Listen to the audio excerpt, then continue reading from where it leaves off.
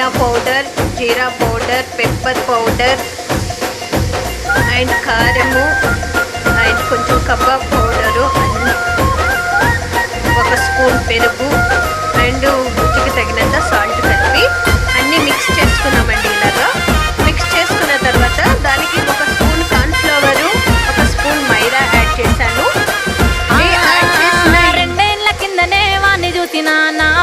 ఈ మిక్స్ అంతా మనం హాఫ్ అన్ అవర్లో పెట్టుకోవాలండి. తీసిన తర్వాత ఈ డ్రై పౌడర్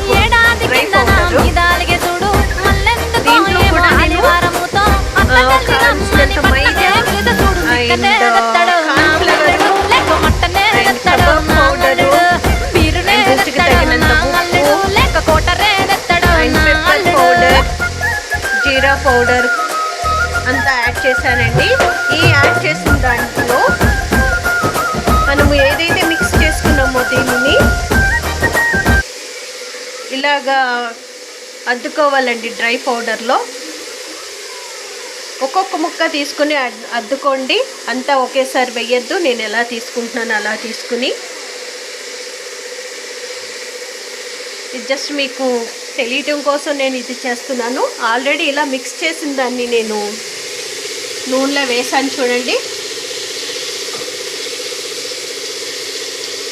సో దీన్ని వేగటానికి మనకి 6 to 7 minutes కావాల్సి వస్తుందండి.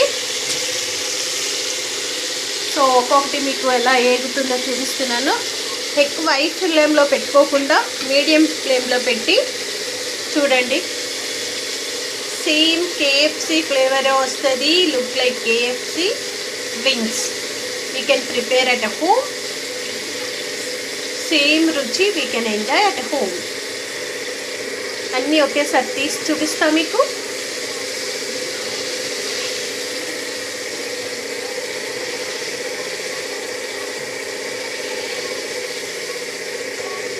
చూడండి ఎంత టేస్టీగా ఉంటుందో.